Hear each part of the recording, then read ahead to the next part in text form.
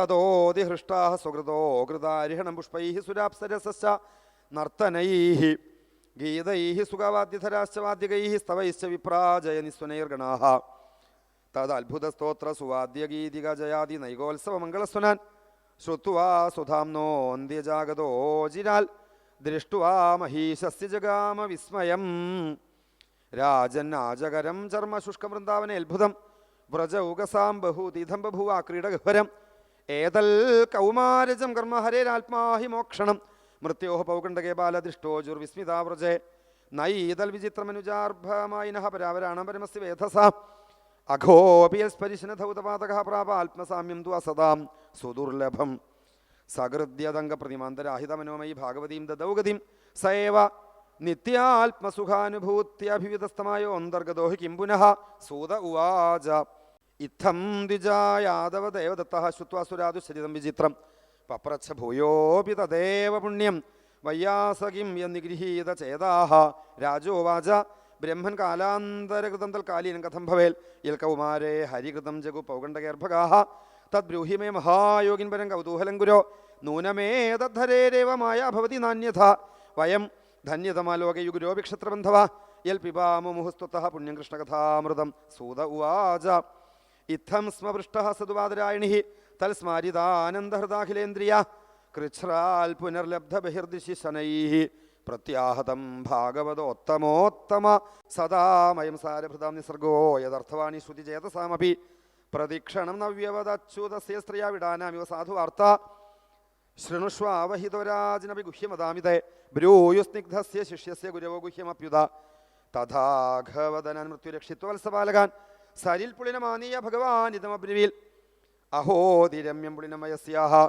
സ്വകേളി സമ്പന്മൃദുലാച്ഛവാലുകം സ്ഫുടൽ സരോഗന്ധഹൃദാളി പത്രിക ധ്വനി പ്രതിധ്വാനലസദ്രുമാകുലം അത്ര ഭോക്തവ്യമസ്മാഭിർദിവാരൂഢം ക്ഷുധാർദിതാഃ വത്സാ ആ സമീപേ പീത്വചരന്തു ശനകൈസ്തൃണം തഥേതി പായിത്വാർഭവത്സനാരുദ്ധ്യശാദ്വലെ മുക്ത്വാ ശിക്യാനി ബുഭുജുഃ സമം ഭഗവതാ മുദാ കൃഷ്ണസ്യ വിശ്വക്പുരിരാജീമണ്ഡലൈരഭ്യാനനാഃ ഭുല്യദിശോവ്രജാർഭകാഃ സഹോപവിഷ്ട വിപിനെ വിരേജുച്ഛഥായഥാംഭോരുഹകർണികായാഃ കേജിൽ പുഷ്പൈർദളൈഃ കേജിൽ പല്ലവൈരങ്കുരൈഃ ഫലൈഃ ശിഗ്ഭിസ്ത്വഗ്ഭിർദൃഷദ്ഭിശ്ച ബുഭുജുകൃതഭാജനാഃ സർവേ മിഥോ ദരിശയന്ത സ്വസ്വഭോജരുചിം പൃഥക്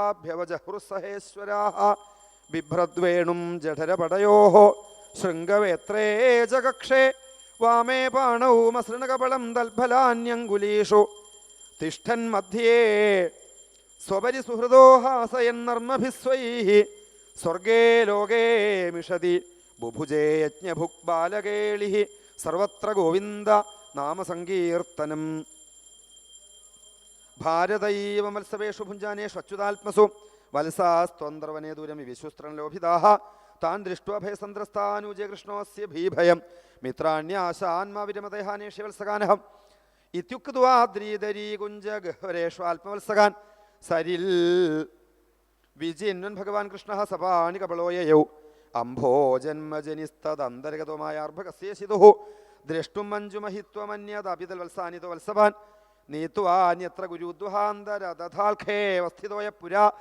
ദൃഷ്ട്വാഘാസുരമോക്ഷണം പ്രഭവത പ്രാപ്ത പരം വിസ്മയം തതോ വത്സാന ദൃഷ്ടൈത്തെ പുളിനേ വിജ വത്സവാൻ ഉഭാവപി വനേ കൃഷ്ണ വിജികായ സമന്തതഃ ക്വാപ്യദൃഷ്ട്വാ അന്തർവിപിനെ വത്സാൻ പാലാംശ വിശ്വവിൽ സർവം വിധികൃതം കൃഷ്ണഃ സഹസാവജഗാമഃ തത കൃഷ്ണോ മുദം കർത്തും തന്മാതॄണാം ജഗസ്യേജ ഉഭയായുധമാത്മാനം ചക്രേ വിശ്വകൃതീശ്വരഃ യാവൽ വത്സപവത്സകാൽപകവപര്യാവൽ കരാഘ്രിയാധികം യാവദ്യഷ്ടിവിഷാണവേണുദളശിഗ്യാവത് വിഭൂഷാംബരം യാവത് ശീലഗുണാഭിധാകൃതിവയോ യാവത് വിഹാരാധികം സർവം വിഷ്ണുമയം ഗിരോംഗവദജ സർവസ്വരൂപോ ബഭൗ സ്വയമാത്മാത്മഗോ വത്സൻ പ്രതിവാര്യാത്മവത്സപൈഃ ക്രീഡനാത്മവിഹാരേശ സർവാത്മാ പ്രാവിശത് വ്രജം തത്തദ്വത്സൻ പൃഥക് നീത്വ തത്തദ് ഗോഷ്ഠനിവേശ്യ സഹ തത്തദാത്മാഭവദ്രാജം തത്തദ് സദ്മ പ്രവിഷ്ടവാൻ തന്മാതരോ വേണുരവത്വരോത്ഥിത ഉത്ഥാപ്യദോർഭിപര്യഭ്യ നിർഭരം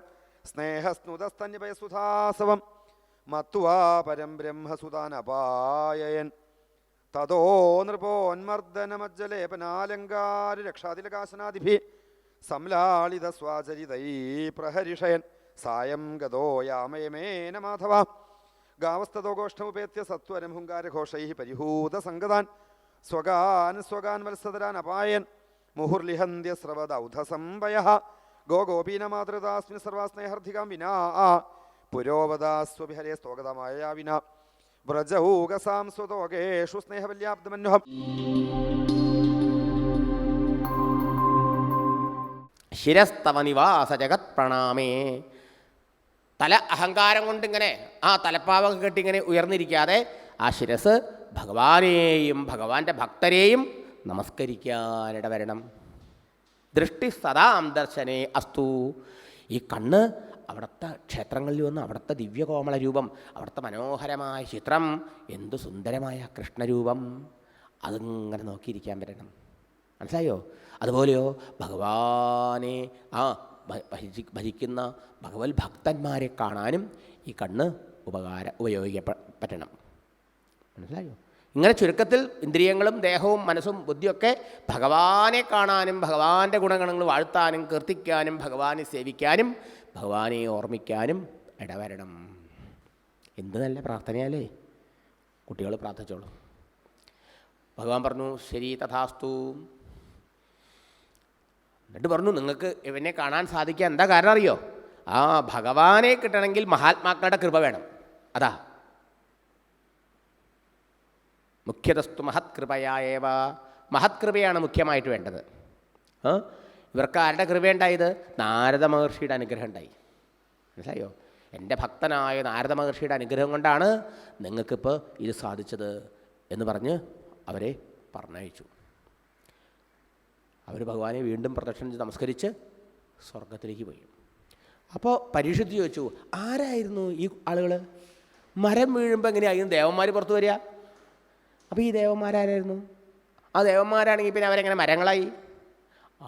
അതാ അതിൻ്റെ പുറകിലൊരു ഒരു കഥയുണ്ട് എന്ന് പറഞ്ഞു. ഈ ഒരു ദേവന്മാരായിരുന്നു മുമ്പ്. ആരായിരുന്നു? കുബേരൻ എന്ന് പേരായ ദേവനുണ്ട്, വൈശ്രവണൻ. ശ്രീപരമേശ്വരൻ്റെ വലിയ ഭക്തനാണ്, ശിവഭക്തനാണ്. പക്ഷേ അച്ഛൻ ഭക്തനാണെങ്കിലും മക്കൾക്കൊന്നൊരു ഭക്തിയില്ല. അച്ഛൻ കാശിൻ്റെ ആളാണേ. ഈ ദേവന്മാരുടെ സ്വത്ത് സൂക്ഷിപ്പുകാരനാണ് കുബേരൻ എന്ന് പറഞ്ഞാൽ. അതാണ് പണം സൂക്ഷിപ്പുകാരനാണല്ലോ, അവരുടെ ട്രഷറാണ്, ഖജാഞ്ചിയാണ് വേണമെങ്കിൽ പറയാം. അപ്പം അച്ഛൻ ഒരുപാട് സ്വത്തുണ്ടാവുക, മക്കൾക്കൊക്കെ ഇഷ്ടം പോലെ കൊടുക്കുക. അപ്പോൾ പിന്നെ മക്കൾ കേടുവരാൻ വേറൊന്നും വേണ്ട. അധ്വാനത്തിൻ്റെ വില അറിയുമോ മക്കൾ? ഇന്ന് പല അച്ഛനന്മാരും മക്കളെ കേടുവരുത്തണം അങ്ങനെയാണ്. ഇപ്പോഴത്തെ ഈ അച്ഛനന്മാരൊക്കെ കഷ്ടപ്പെട്ടിട്ട് എത്ര കിലോമീറ്റർ നടന്ന് സ്കൂളിൽ പോയിണ്ടാവും, ബസ്സേ ഇല്ല, വല്ല സൗകര്യങ്ങളേ ഇല്ല, പട്ടിണി ഇരുന്നുണ്ടാവും. അങ്ങനെയൊക്കെ കഷ്ടപ്പെട്ട് പഠിച്ച് വലുതായി പൈസ ഉണ്ടാക്കിയിട്ട് ഇപ്പോഴോ ഒന്നല്ലേ ഉള്ളൂ അരിയുള്ളൂ എന്ന് പറഞ്ഞ് അങ്ങനെ അങ്ങോട്ട് പാമ്പർ ചെയ്യുക കുട്ടികളെ അല്ലേ. എന്നിട്ടോ കുട്ടികളൊക്കെ കേടുവന്ന് പോവുക. കുട്ടികളൊന്ന് കണ്ണുരുട്ടി കഴിഞ്ഞാൽ അപ്പോഴേക്ക് ആത്മഹത്യ എന്ന് പറയുക. ദേഷ്യപ്പെടാൻ പാടില്ല, മാഷടിക്കാൻ പാടില്ല, ടീച്ചർ നോക്കാൻ പാടില്ല, അച്ഛനും അമ്മയും ചീത്ത വഴക്ക് പറയാൻ പാടില്ല. എന്തൂട്ടം കുട്ടികളത്! ഇങ്ങനെ പാടില്ല. മനസ്സിലായോ? കുട്ടികൾക്ക് അധ്വാനത്തിൻ്റെ വില അറിയണം. കുട്ടികൾക്ക് ആവശ്യം ഇല്ലാണ്ട് പൈസ കൊടുക്കാൻ പാടില്ല. മനസ്സിലോ? ഡ്രസ്സിലാണ് dress, costly shoes, costly costumes, ഇങ്ങനെയൊക്കെയല്ലേ ഇന്നത്തെ മോഡേൺ ട്രെൻഡ്. വിദ്യാർത്ഥിയുടെ ലക്ഷണം എന്താ അറിയോ? വിദ്യാർത്ഥിയാണെങ്കിൽ തപസ്വിയായിരിക്കണം അത്രേ. ആർഭാടങ്ങളൊന്നും പാടില്ല. ലളിത ജീവിതം നയിക്കുന്നവനാണ് വിദ്യാർത്ഥി എന്നർത്ഥം. മനസ്സിലായോ? ഡ്രസ്സിലും തൻ്റെ മിനുക്ക് പണിയിലുമൊന്നും അല്ല ശ്രദ്ധിക്കേണ്ടത്. ഇതൊക്കെ കാണിച്ചു പോയാൽ പെണ്ണിനെ നോക്കി ചെറുക്കനും ക്ലാസ്സിലിരിക്കും, ക്ലാസ്സിനെ നോക്കി ചെറുക്കനിരിക്കും, ആരും പഠിക്കാൻ കോൺസെൻട്രേഷൻ ഉണ്ടാവില്ല. ശരിയോ? അതല്ലേ ഇന്ന് സംഭവിക്കണേ? അല്ലേ? അല്ലല്ല, അവിടെ ഒറ്റ ലക്ഷ്യമുള്ളൂ, പഠനം. കാകദൃഷ്ടിർഭഗധ്യാനം ശ്വാനനിദ്രാ തഥൈവച അല്പാഹാരം ജീർണവസ്ത്രം ഏതത് വിദ്യാർത്ഥി ലക്ഷണം എന്നാണ്. വിദ്യാർത്ഥിയുടെ ലക്ഷണമൊക്കെ പറഞ്ഞിട്ടുണ്ട്. മനസ്സിലായോ? ഒരൊറ്റ കാര്യം, ഫോക്കസ്, പഠനത്തിൽ മാത്രം. അപ്പോൾ പൈസ ധാരാളമായപ്പോൾ എന്തായി? അച്ഛന് പൈസ ധാരാളമുണ്ട്, മക്കൾക്ക് കിട്ടുമ്പോൾ ഈ അവിടെ നോക്കണം, കുബേരൻ വലിയ ഈശ്വരഭക്തനാ, ശിവഭക്തനാ. അവിടെ നാരദാദി മഹർഷിമാർ വരും, നാമജപമുണ്ടാവും, ഇതുമാതിരി ഭഗവാന്റെ കഥ പറയും, സത്സംഗം ഉണ്ടാവും. ഇതിലൊന്നും ഒരു ഇൻട്രസ്റ്റ് ഇല്ല ഈ പിള്ളേർക്ക്. പിള്ളേരെന്ത് ചെയ്യുക? കള്ളും കുടിച്ച് ഇങ്ങനെ തോന്നിവാസം നടക്കുക. മനസ്സിലായോ?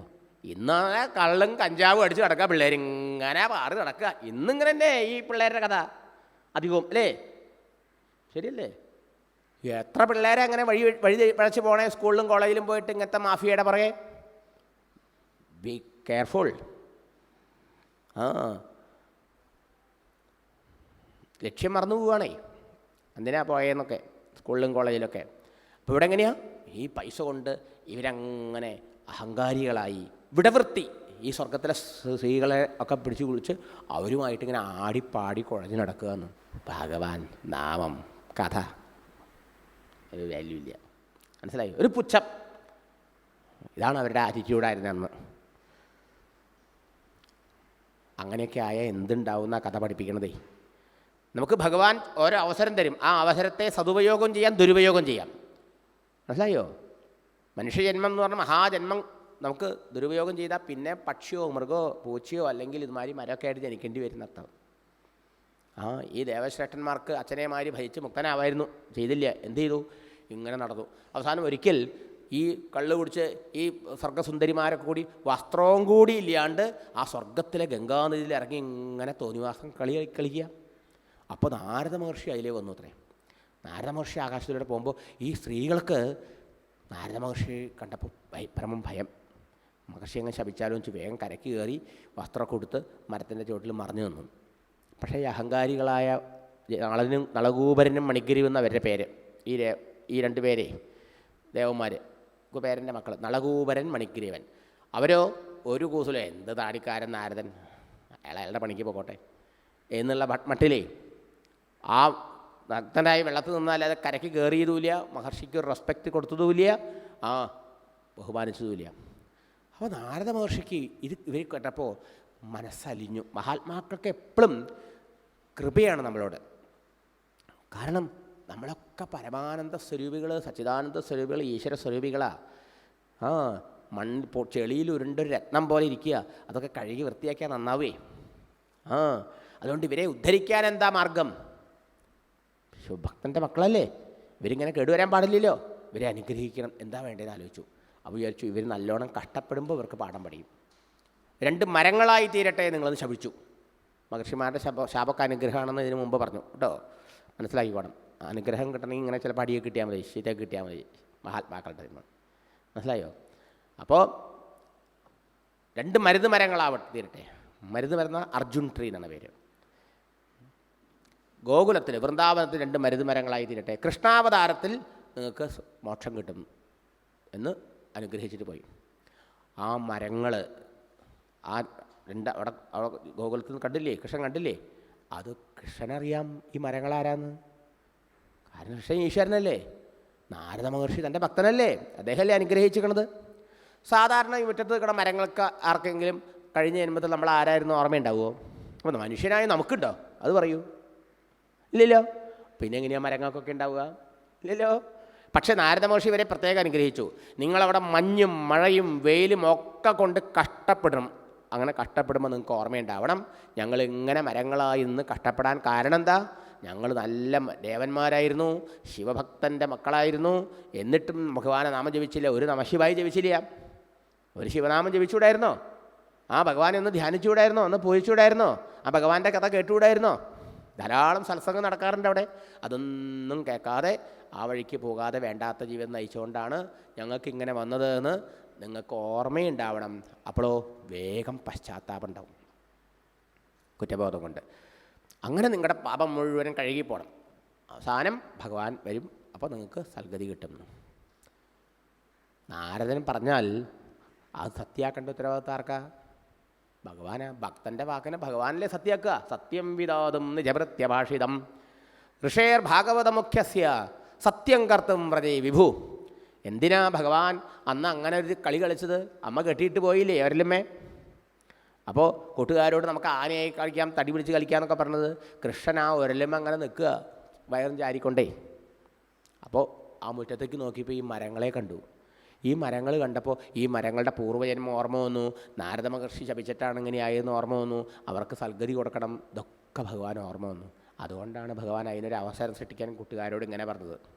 എന്നിട്ടിങ്ങനെ ഒരലും വലിച്ച് ആനയായിട്ട് പോയതേ ആ ഭക്തൻ്റെ വാക്കിനെ സത്യമാക്കാൻ, നാരദൻ്റെ വാക്കിനെ സത്യമാക്കാൻ ചെന്നു. അപ്പോൾ ഭഗവാൻ അവരെ അനുഗ്രഹിച്ചിട്ട് പറഞ്ഞു, ആ നാരദൻ്റെ അനുഗ്രഹം കൊണ്ടാണ് നിങ്ങൾക്കിപ്പോൾ ഇതൊക്കെ സാധിച്ചതെന്ന്. അങ്ങനെ അവർ ശാപമോക്ഷം കിട്ടി, ഭഗവാന്റെ അനുഗ്രഹം വാങ്ങി തിരിച്ച് പോയി എന്നാണ് കഥ. അപ്പം എന്താ കഥ പഠിപ്പിക്കണേ? നല്ല അവസരം കിട്ടിയിട്ട് നമ്മളതിനെ ദുർവിയോഗം ചെയ്താൽ നമുക്ക് ചീത്ത അവസരം കിട്ടും. പിന്നെ മനസ്സിലായോ? ഭഗവാൻ വിചാരിക്കും ഐ മേഡ് എ മിസ്റ്റേക്ക്, അബദ്ധം പറ്റി എനിക്ക്. ഭഗവാൻ അങ്ങനെ അബദ്ധം പറ്റില്ല. നല്ലൊരു ചാൻസ് കൊടുത്തിട്ട് കണ്ടില്ലേ അത് പ്രയോജനപ്പെടുത്താതെ പോയത്. അപ്പോൾ നമ്മൾ പ്രയോജനപ്പെടുത്തിയാൽ കൂടുതൽ അവസരം തരും. നമ്മൾ ധാരാളം ഭഗവാന്റെ കഥകൾ കേൾക്കും, നാമം ജപിക്കും, അതിലൊക്കെ സത്സംഗത്തിൽ പങ്കെടുത്താലോ ഭഗവാൻ ഇനിയും കൂടുതൽ അവസരം ഉണ്ടാക്കി തരും. അവസരം തന്നിട്ട് പ്രയോജനപ്പെടുത്തിയില്ലോ ഇവർക്ക് കൊടുത്തിട്ട് ഒരു കാര്യമില്ല എന്ന് വിചാരിക്കും. മനസ്സിലായോ? അതാ ആ മരം വീണ ശബ്ദം. എന്തൊരു അത്ഭുതം! ഇത്ര വലിയ മരം വീണ ശബ്ദം കേട്ടപ്പോൾ ഗോകുലത്തിലുള്ളവരൊക്കെ ഓടി വന്നു. പക്ഷേ ഈ മരം വീണ സമയത്ത് മരം വീണ ശബ്ദം ആരും കേട്ടില്ല അത്രേ. അതെന്താ?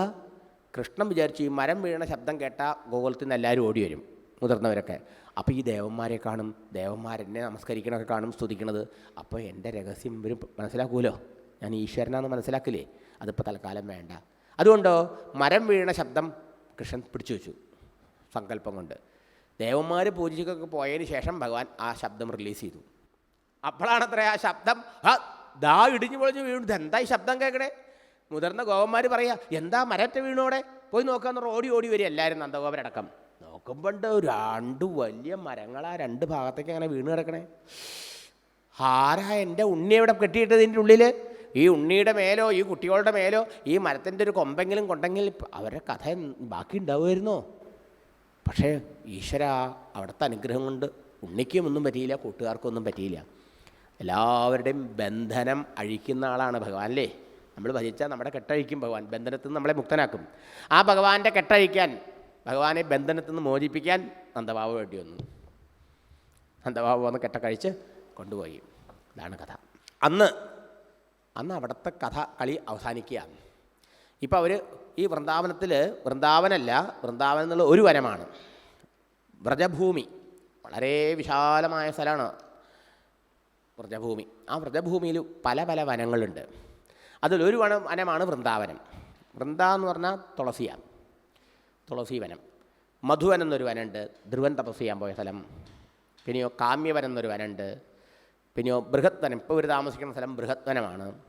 മനസ്സിലായോ? ഇങ്ങനെ അനേകം വനങ്ങൾ അവിടെയുണ്ട്. അപ്പോൾ ഭഗവാൻ വിചാരിച്ചു വൃന്ദാവനത്തിലേക്ക് തനിക്ക് പോകണം. വൃന്ദാവനത്തിൽ ഒത്തിരി ഭക്തന്മാർ കാത്തിരിക്കണ്ടേ, അവരെയൊക്കെ അനുഗ്രഹിക്കണ്ടേ. ഈ അവതാരത്തിൽ എല്ലാ ഭക്തരെ അനുഗ്രഹിക്കാനല്ലേ വന്നേക്കണേ.